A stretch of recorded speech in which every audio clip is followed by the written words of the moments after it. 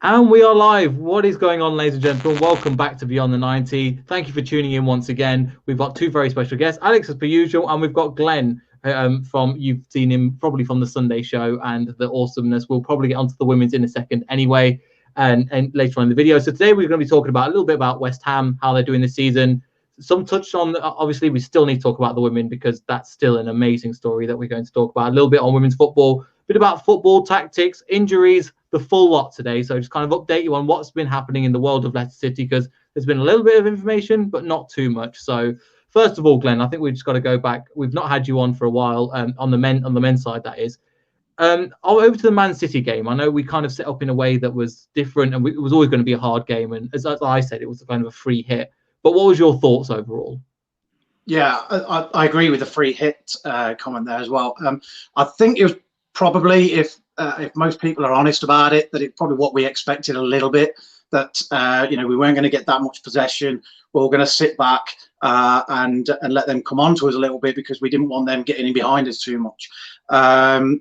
It's not the best as a fan to watch that sort of thing. It's quite frustrating, because you just want your team to attack and score goals, of course. But we had to understand that we didn't want to get picked apart by a team like that, and could quite easily have done so with a team like Manchester City. Since we beat them, they've just come on leaps and bounds. It was almost the trigger. They had a bit of a dodgy start at the beginning, and then they've just been untouchable virtually since then. So it didn't surprise us how we were. I wish that we'd pressed them a little more, but to be honest, it was a bit of a forgettable performance, and we move on. Yeah, and that's pretty much, I think, what me and Alex, that's why we wrapped it up within 20 minutes, which is quite short for us, but it is what we need to do. Just say hello to Yeti Boy. Anybody else in the comments, if you've got any other thoughts or what you want to talk about, let us know. We'll react to them in time. Anyway, we'll move on to the West Ham game. So obviously we've got West Ham. They're coming up as in a very strong position at the moment. I mean, literally very strong. They are currently, let me see if I can get this working, in the top 4 as we speak. I mean, it's going to be a battle for 3rd and 4th. 52 points and 56 points. I think rightfully so. And I kind of want West Ham to do well this season because A, they deserve it, and B, there's a little bit of Leicester about them, Alex. The fact that nobody's really taking them seriously. They're going under the radar, but they're still in 4th position. You've got to give them credit for that. Well, I don't know if I think I might not be. I'm definitely not the only one, but I definitely was never expecting West Ham to be in the top 4 right now at this point of the season, let alone in the top 10. I always kind of, especially this season, I always kind of expected them to be kind of in the middle of the table. And the fact that they're sitting 4th place right now is just, hats off to them. This season has been one heck of a season for them. So you just got to give credit where credit is due. And with the likes of, Lingard, going there on loan has really just exploded and just been such a player for them. So I am very, very looking forward to this game on this weekend because I think it's going to be very exciting to watch.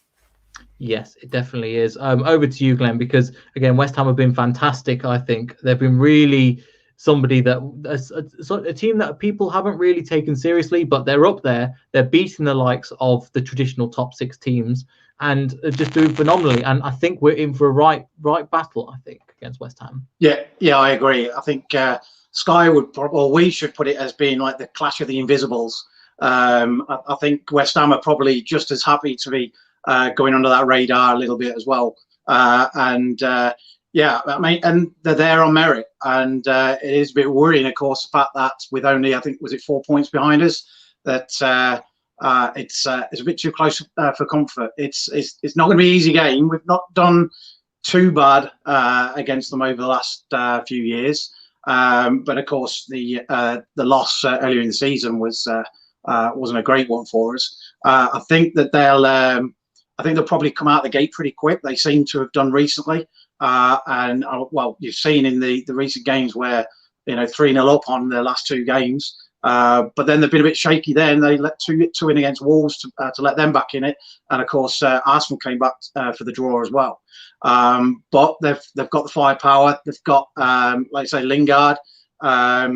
He's bound to come back and haunt us, isn't he? So it wouldn't surprise me if he's running around quite a bit against us. But having said that, I'm still pretty confident. We've done very well against the teams up and around us. apart from last weekend's Man City are just different gravy. So I'm still going into this one pretty confident against West Ham. Yes, I think we have to. And you look at the likes of, there's a few teams around then that should have been around the top 4.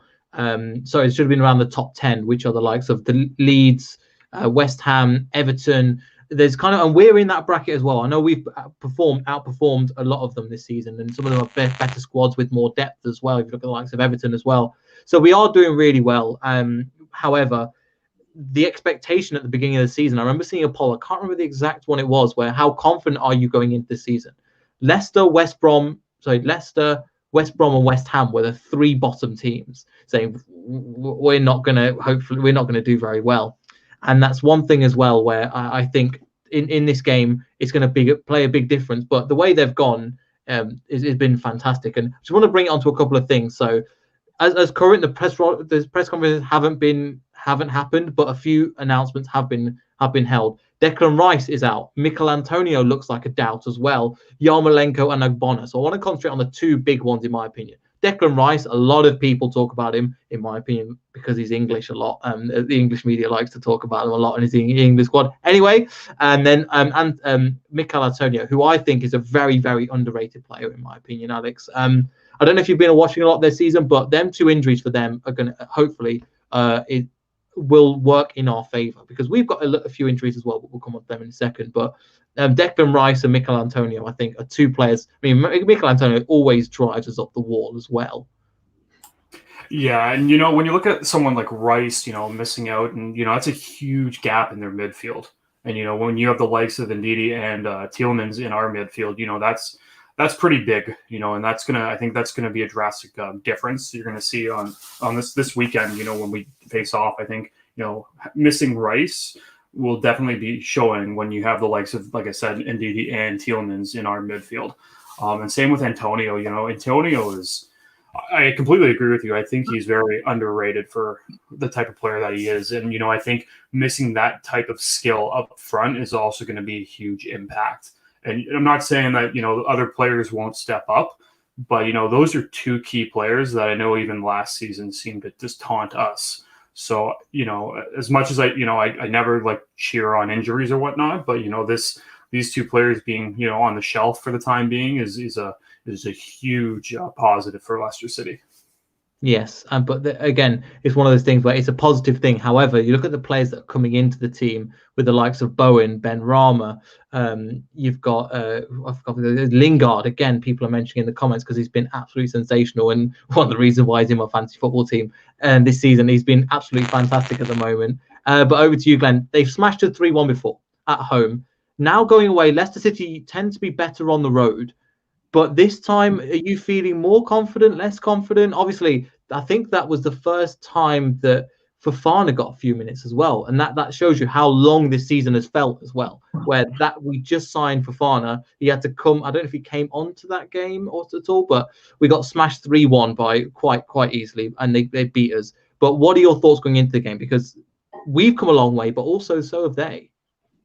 Yeah, I think so, and it's going to be interesting to see what they do. Like with the likes of Antonio, it's still anything that I've been reading or hearing has been they're playing it day by day sort of thing. So it's going to be interesting to see if they risk him. We've been unfortunate with the way that we've risked some of our players, bringing them back too early, and it'd be interesting to see if they do that with coming into that crucial stage of the season now. I think that we're from going from the loss that we had against them, we're an improved team since then, and even with the depth as well, I wouldn't say that we can afford to lose our better players, because no team can. However, we've got that depth now. Some of these players have come in and gelled really well together, and then depending on what formation we go with, the way that I think that we'll look at it now is that midfield. Like I say, without Rice in there, I think we're going to be probably pushing into that midfield area and trying to dominate in there, which we know we can, and then hopefully move forward that way. But it'll be interesting to see what formation and what players that they have coming in for Sunday's game. Definitely as well. People are saying about, again, Hannah said about West Ham injuries. It's still, yes, they've got a couple of injuries, however, still nervous. Again, David Moyes, I remember at the last game, didn't even play because he had coronavirus. He had to stay at home and manage from home, or somebody within his house had coronavirus. People have mentioned, Lingard is, again, fantastic at the moment. But I just want to bring it on to, obviously, the Wolves game. They played, I think, on Monday night. Let me try and find the exact thing. So this was the formation. They tend to set up in a 4-2-3-1 at the moment. And this game, they didn't actually have Rice playing at all. So they had Fabianski, Kufal, Dawson, Diop, Cresswell, Souček, who again has been sensational for them and just fantastic. Cresswell, who I think is a very, very good player, but just hasn't had the opportunity as well. Again, Anto Bowen, Fornals, Matsuaku, again, that is a strong team in my opinion. But the way that they're going to set up, Alex, do you think we'll go player for player as well with them? That's tough. Rodgers has always been, we really don't know what Rodgers is thinking until the last moment. I'm still thinking, it's going to be kind of different. I'm still confident and kind of believe that he's going to use the same formation that he used against Man City. And I think they might swap out and bring in Pereira and Maddison. But it's hard to say. I think that's kind of the formation I'm sticking with and how they're going to approach it. I think they're going to be more, with Pereira and Maddison, they're going to be able to, use both Ricardo and Castagna and press them up a little bit further for more attacking. I'm hoping for. So I'm hoping we see maybe a more of a attacking game early on rather than waiting it out. Yeah, because in my opinion, that was one of the poorest performances we've had. And we have. It's been a while since we've come into the team, Glenn. Just on a couple of things I want to bring in as well. Obviously, we've touched on the West Ham injuries. We've touched on our injuries a little bit more. We saw the likes of Dennis Pratt come back into the squad last week against Man City. He didn't make the bench, but I think he made the bench, but didn't manage to get onto the squad. Onto the pitch. I think he can be a big player for us. James Maddison, obviously another person that can play. Ricardo Pereira has come in. Now he's not fully fit, but he's back in amongst the squad, which is really good as well. Again, them three players for the team that we played against Man City, obviously them three didn't feature. Can you see any of them three starting? It does depend on that formation. I think if we go with five at the back, then I mean you're going to have Ricardo. I think will come back in, and Castagna on the other side as a wing back. Evans, Fofana, and Amati as centre backs, and Didi and Tielemans will obviously be in the midfield. And then I think Maddison could well come back in as number 10, and then see how he is. Rather than bringing him on after 60. And I think I've got a sneaky feeling that they may start him and then maybe bring Perez on afterwards, if after that hour mark or half time, whatever, that he may be feeling a bit sore or anything like that. I think then you could have Vardy up front with Nacho floating around as that second number 10 sort of role. We could go to a back four, but the only problem with that is the lacking of the wingers. I think if we did that, then Ricardo and Castagna would still be there as the fullbacks, Evans and Fofana as your centre backs, and D. Tielemans in the middle with Maddison's as the number 10. Vardy up front, and then maybe Albrighton on the left, Perez on the right. Yeah. We all know what Perez has been like playing him out of position, and so that wouldn't be my idea. I'd probably prefer the formation and go toe to toe with West Ham that way, but maybe not because of the personnel that we've got. So I think that we'll go with a back five, and but we also can see how we can change it around during the games now. Yeah. That we've seen over the last however many weeks, which has always been good as well. Yeah, I think you're totally right. I think the idea is within a game. So a great example, obviously, was the Brighton game as well. We were set up with the back three, then we changed it, pushed James Justin up to literally a right back position. And you got to remember that if we are going to play right back now, if we're going to play that right back position, Ricardo can push on. We can put somebody like Timothy Castagna on that left, and then put somebody like Luke Thomas. Daley Campbell can do a job now as well. Maybe it's too much of a position where there is quite a lot to lose still in this position. I still think we get top four, but there's still a lot we can use. But I think you're totally right, Alex. I'll just show you the squad formation because I've spent about a couple of minutes doing that as well before the show started. So as you can see here, this is the formation that we set up with against Man City. Obviously Vardy up front, Iheanacho playing this kind of second striker role. Perez playing, again, it was kind of like a number 10 role. Again, people don't rate him, but I think he did a lot of work defensively. And then kind of Albrighton and Castagna playing the wing-back role. Obviously, Amate come in because we mentioned before, so as Glenn was mentioning, Söyüncü was out with coronavirus. I think he will miss this weekend as well. So it again, this is kind of the formation that I was thinking of from last time. I don't know if he'll change it too much. Obviously, we've only played once a week as well.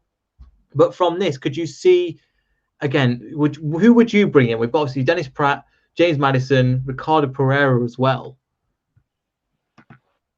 So for me, kind of like I was mentioning, I think Albrighton's going to be coming out and you're going to bring in Ricardo. I think that's your one. And then your second, as much as I have enjoyed watching Perez play, and I really do think Perez has done a good job over the last few weeks, especially with Maddison being out, I do think that Maddison's going to slot in where Perez is playing. And I think this formation is going to be the exact way that we're going to be playing. You know, kind of what Glenn said, you know, if you change it up and you have 4 at the back and you bring in your wingers, we're really lacking in the winger department. And that really also halts the possibility of bringing Nacho onto the pitch, which is huge, you know, especially with how Vardy and Nacho have been playing together. So I think right now Rodgers is really seeing that and seeing the chemistry between those two players, and you don't really want to get rid of that. So, you know, I think that's the formation, in my opinion, Rodgers would stick with because it's been working. And like we've said, the depth at wing is completely lacking right now with both, you know, Under being out, Barnes being out. You know, you're starting to, you know, put duct tape in places that you don't really want to put. So I'm going to stick with that formation. Exactly. And I think you're right. Stick with this kind of formation, but kind of tweak it. Maybe again, put Ricardo in, put Maddison in, put a couple of players that, again, I think still Dennis Pratt can come in and do a fantastic job. The few matches that if you watch Leicester City, I think he does a lot of great work, running off the ball, coming back. And so the match for me that another Leeds fan, shout out to the Roaring Peacock goal went on, they were talking about and go, yeah, he caused a lot of problems, was when we were playing against Leeds in the first game, where we were away to them, we won 4-1, and he was overlapping Vardy, coming back and defending alongside Tielemans. It was fantastic as well. But again, it just shows you we've got the squad depth at the moment. It's something that a couple of weeks ago we were really crying out for, going, what's happening to our squad? Where has it gone? I mean, obviously Söyüncü's out, Barnes is out, and Justin with a long-term injury, so that's far and away what's going to happen as well. But again, I think we are looking forward to it, and I think this game, I think, Glenn, this is going to be a good indication of just outside the top 4, where we've kind of failed a little bit before. We've lost to Everton, we've lost to Leeds, we've lost to West Ham before as well. And we've not beaten, we didn't beat Wolves as well. So these kind of teams seem to be our little bit of kryptonite at the moment. Yeah, they do tend to be a bit of a bogey area of rather than a bogey team, it's a bogey area of the league that we seem to slip up on. But saying that, we haven't lost back-to-back Premier League games since I think it was Liverpool and then Fulham, which was end of November, beginning of December, I think it was. So that's something that I want to cling to, rather than looking at the fact of the stumbling block. Try and pick out a couple of positives. I mean, part of that is going to be down to the mentality of the team and the manager, and the way that it gets put across. And obviously something has been going really right with that, because a lot of times that where you know, people would look at it and it'd be like, oh, here we go again.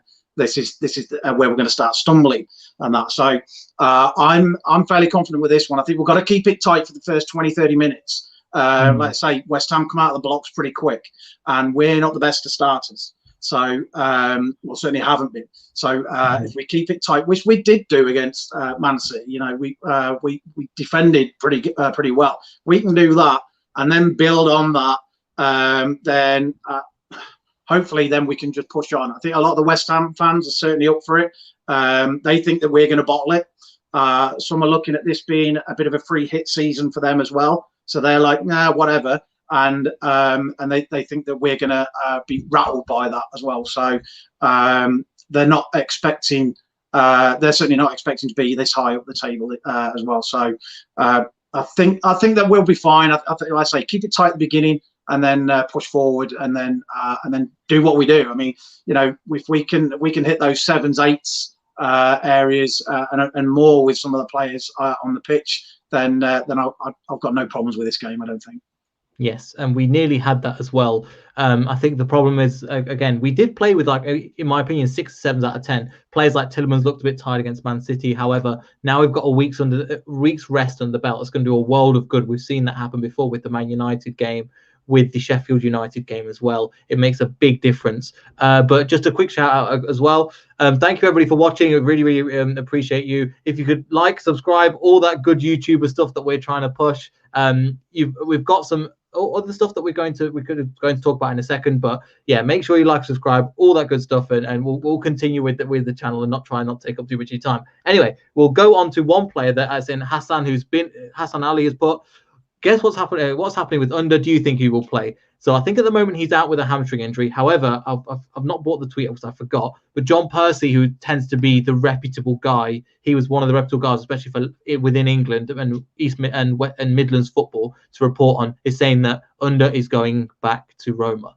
We put in this contract. Obviously, majority of the time, I can't remember the last time, apart from Tielemans, that we wanted to loan a player. That's, I think, because we couldn't buy him.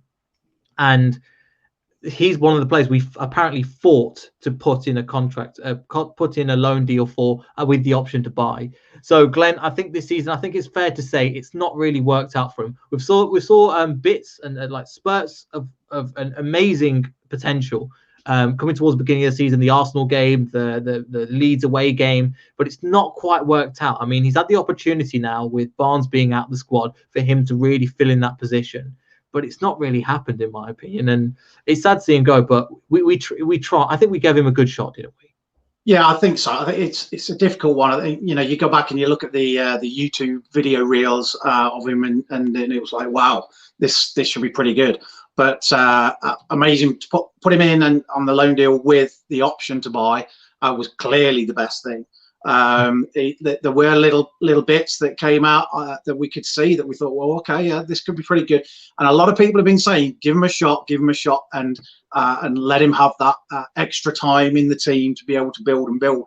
But there's obviously something that Brendan sees or doesn't see on the training ground that's meaning that he's not getting that extra time, that extra shot. In a similar sense, but on the other side with Iheanacho. He's kept with Iheanacho and kept with him, and then over the last few weeks we've been reaping the rewards of that. Whereas there's obviously something with Under that's just meant that he's not going to get picked, and that's it, and off he goes. And I managed to talk all about that without doing any dad jokes about being underwhelmed and such like. You know the bit where you said you didn't, and then you just did, and then did, yeah. It's all good. It's all good, mate. No problem. Over to you, Alex. I know it's not quite worked out this season with Under, but again, I think at the same time we kind of have to give credit to the owners for realizing that, again, not all the things work. We've seen it with Benkovic, not quite worked at the moment. I know he's still a Leicester player, but it's not quite worked the way he wanted to. But credit to the club for putting in this contract and fighting for that loan deal when Roma was like, no, just buy him straight away, which obviously is a bad sign when somebody's just throwing you a bomb and going, catch it. And then so we've kind of like disarmed the situation. So I think that's really good. Really good work from the club, but also just it's not worked out. No problem. We'll send him back and we'll try again in the summer. Because the thing is, what's important, we trust our recruitment, which is important as well. Yeah, and just kind of what Glenn said, when Under was first reported to coming here on loan deal, everyone was quite ecstatic. We've been looking for this winger for quite some time, and it looked like it was going to be great. As Glenn said, the highlight reel was spectacular.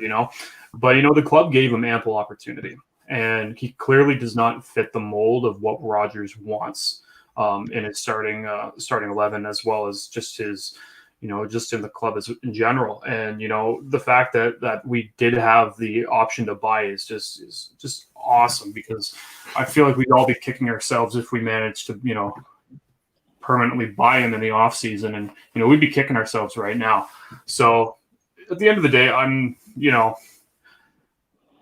we gave him the chance. He doesn't fit the way that, Leicester plays. And, I don't see him playing for the rest of the season. I think we've seen the last of Under in a Leicester City uniform. And, I wish him luck in Roma as he goes back in the summer. Yeah, I think what it is with the Premier League, I think we've found over the years, some players that it's a swing, especially when you're buying a player that is young as well. It's a sink or swim thing where you can throw them in and go, right, here's the opportunity. After see your comment again, you said nobody understands them, Glenn. You've got multitasking. You've got some fans. You've got some right fans at the moment. So I'd say. So you've got some definite fans, but I've lost my point now. I think so for with the Premier League, we've seen at times it's sink or swim. Most of the time, for most clubs, I think they don't work out. With our transfer policy, if you look at the likes of Castagna has worked from day one, Fofana has worked from day one. We could take a little bit of a loss on Under, and the fact that we've got a loan deal makes it even better as well. But we'll just have to go again in the summer. And again, you were saying, you said we don't have any wingers. We do have two wingers. However, we have to change our whole formation, and that's the issue at the moment. And it shows that we forgot about that Unders even existed, Glenn. Yeah, I mean it's very true. It's difficult though when you're looking at the fact of who we've got with Barnes and that we're missing and things like that, and it's very difficult to then replace somebody like that. And unless, I mean, you do have obviously Albrighton, Ricardo can play up there, Castagna can play up there. Castagna has played for Portugal on both sides further forward up the field. Ricardo. Castagna for Belgium. Sorry, has played further up the field on either side as well. And but yet, obviously, it's not. In Brendan we trust. He's got the plan. He'd rather have them back on as full backs and wing backs and not use them up front. And then just come out with a different formation. So that's why it's going to be interesting to see what he does. It's the second guessing Brendan with his team formation. Is he going to go 5 at the back? Does he go 4 and then maybe put in Albrighton and Perez on the wings or what? There's a few different options, but yeah, that's why he gets paid the big bucks. Yeah, sorry, mate. We didn't mean to laugh, but I know that Alex, I was surprised you didn't make the joke, but yes, I saw him laugh because I know exactly what that one is. But yes, again, love to again, you've got the little Philbit above you, which Hannah's a fan of as well. So it is fantastic. Moving on from that, obviously we can see we've got Steve Walsh, and I can't see the other picture as well. Is Glenn? Last time Sorry, Pipes scoring the last goal. The last goal. Interesting. So I thought we had this kind of mini segment we kind of worked in yet last time we talked about the fans a little bit, and I think I remember you commenting as well, Glenn. But obviously you've been supporting Leicester City a lot longer than I have, and Alex has never been. I thought it would be nice for you as well to give a little bit of your experience just to the fans and also to Alex as well, who's never been, but obviously your experience as well through Leicester City has been vastly different to mine. Obviously, that's what I'm about. 2002, so it's been a very different experience so I'm pretty much King Power era and this new stadium compared to the old Filbert Street. So I thought it would be nice if you could give Alex some of your experience and what you found going to the games as well. Yeah, I mean, I've been going since the mid-70s. So I was born in 1970 and was going down there in the family enclosure start off with me my granddad pushing me over the top of the heads with a milk crate and standing at the front and watching the games then, and then eventually going into the Kop once I was old enough as such, and to get away from me my mum and me my granddad who was taking me down all the time. And then I spent from the age 16 I was then in the military for 20 odd years. So I was supporting from afar and going to the games, always trying to get posted back to the UK as close to Leicester as I possibly could. Always made it back wherever I was in the world to the Wembley games. Didn't miss anything. Had a few lies about why I was getting back. I think I can't remember which one it was now. It might have been the Swindon one Wembley playoff when my sister was getting married, which she wasn't, but managed to get back for that one. And yeah, there's been a few others as well. But it's one thing that I notice is the fact that it's just that missing the crowd now is, for me, it's just as bad watching it on TV without the crowd being there. As I've been in Canada now for the last 10 years. And so that's all I've had apart from the odd visit back. And it's just now when I go back and watch videos and see the crowd and hear the crowd and the reaction to the play or by the plays and things like that, it's just so missing. I cannot wait, even though I'm so far away, I cannot wait for the crowds to get back into the stadium. I really can't. I'm even sort of a little bit buzzing over the fact of this.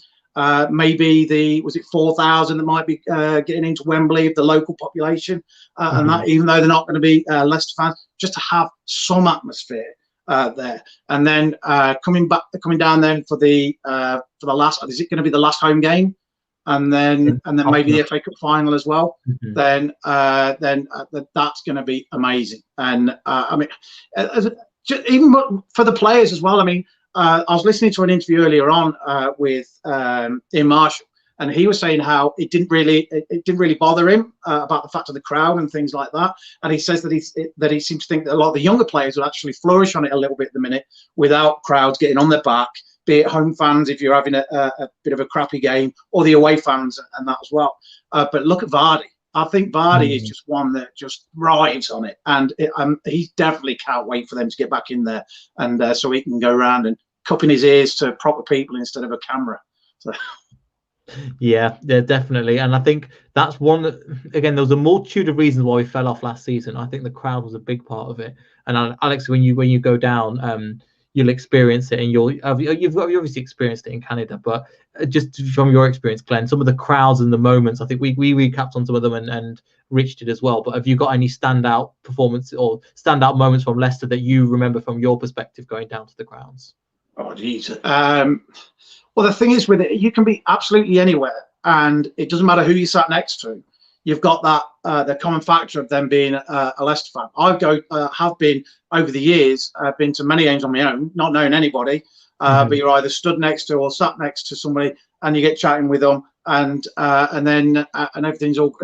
Yeah, you score and you're hugging them, and you don't care who it is, and that as well. You know, I remember certainly when. Claridge's goal at Wembley for the playoffs. I remember that one. I was on the edge of I was on the aisle, so I remember running right down to the front, and then a whole bunch of us down there, all hugging and jumping up and down and going nuts, and that as well, and not having a clue who they are. And then you go back to your seat, and away you go. On the flip side, I remember stood at the Swindon game, crying my eyes out after us losing that one. And but then I think the following season, I think Swindon went down, and me and my mate Stevie, who I went to a lot of the games with, we were at one game, and Swindon had already been relegated, and we were driving back from a Leicester game, an away game, and we passed the Swindon coach, the team boss. So we raced ahead, pulled over onto the hard shoulder, got out, and as they came past, gave them some nice waves, shall we say. And yeah, that was rather a nice moment as well. Plenty of away days. I love going to away games. Don't get me wrong, the atmosphere at Filbert Street and King Power is fantastic. But sometimes when you go to places like Blackburn back in the day, it was a really low roof, and some of the noise that could be had there, where you take over the whole back end, and the noise that could be generated from that low roof was amazing. And I mean, you just take the fact that obviously I wasn't at it, but take the Crystal Palace game and the game that we went up, and the noise that was being made there, and that as well. Various games like that where you just end up out singing the home fans, and it's not just even the fact of being there at the game. It's the build up. It's going to the pub before and having a couple of pints with the guys afterwards, and that as well, and then complaining about the fact of refereeing decisions or tactical decisions and things like that.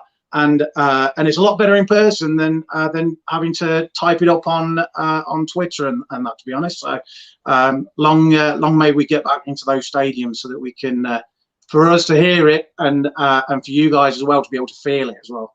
Exactly.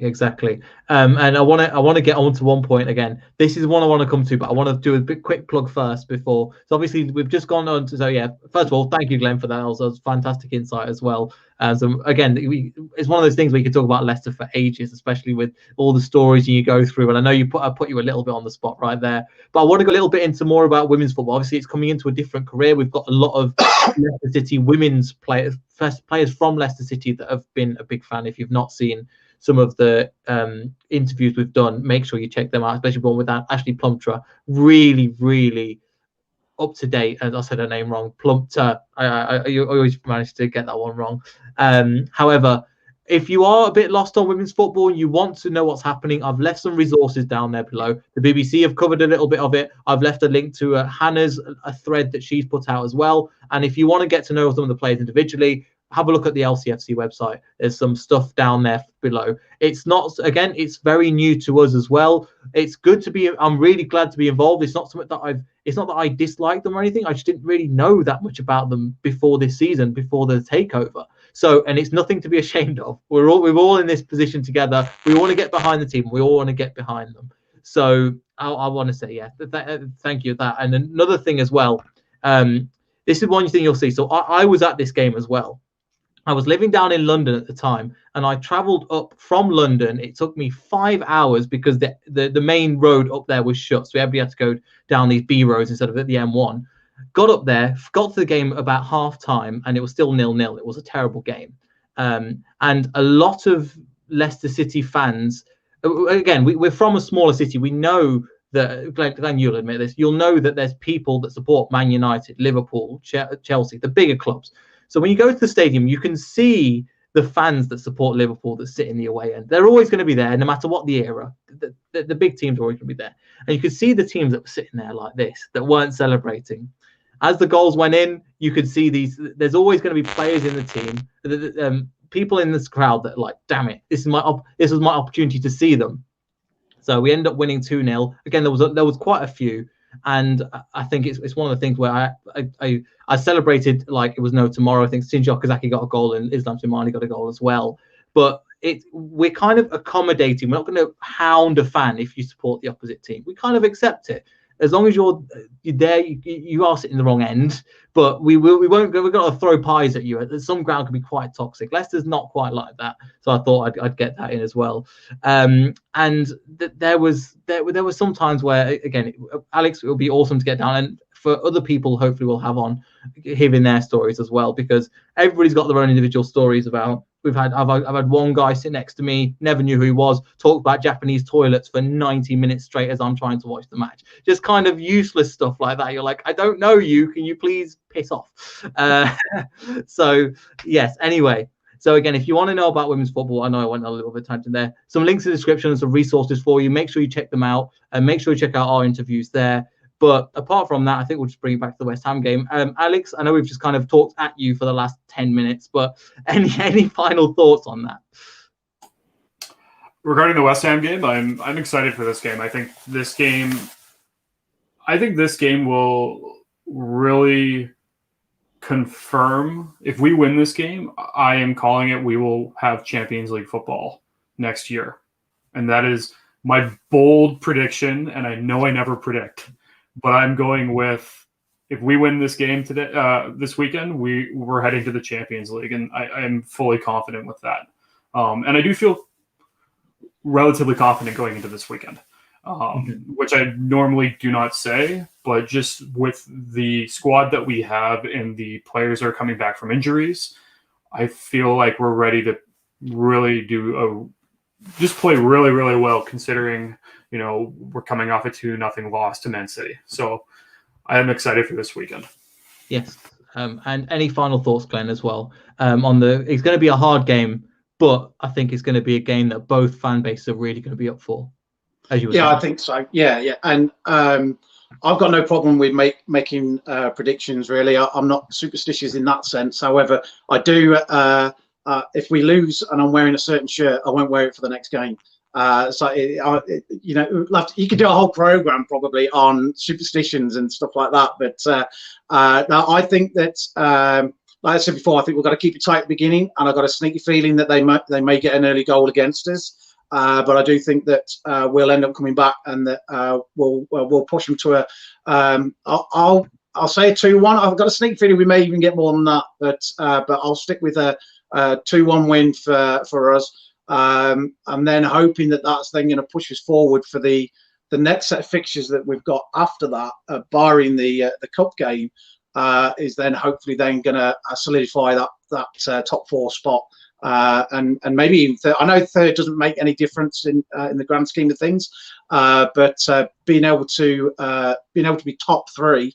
I think it will be great for us for the season, and I'd like to see us cement that, and then go into the last 3 games, you know, the last 3 more difficult games, I suppose, if you want to look at it that way, with the confidence to be able to just go out, like we've done with the rest of the teams around the top during the season, and just go smash them, especially Man U. That's what I'm hoping as well. I'm more confident in the Man U game, but again, anything can happen this season. So thank you everybody for watching. I just want to so make sure like, subscribe, all that good stuff. Make sure you check out the links, descriptions to Glenn's Twitter, my Twitter, Alex's Twitter, the links for the LCFC women as well, Hannah's, all that good stuff. Just make sure you take it down there and subscribe and all that good stuff. And I just want to leave on one good comment. So again, thank you, Glenn, for coming on. It's been a pleasure. But Daniel puts again. Great to get Glenn point, and it might be my favourite thing about sports and Leicester. Would have never met you for lovely people without it. Exactly, and this is the one thing about Leicester. It's we kind of we want to get that family community back. We can't have this in person at the moment, but this is as good as we're going to get. So if you support Leicester, come along for the ride. We're more than happy to help grow the family, as long as you're a bit positive and stay with us. Don't get too disheartened when we lose to Man City 2-0. We're all good. So thanks everybody for watching. Make sure you like, subscribe. We'll see everybody in the next video, and goodbye.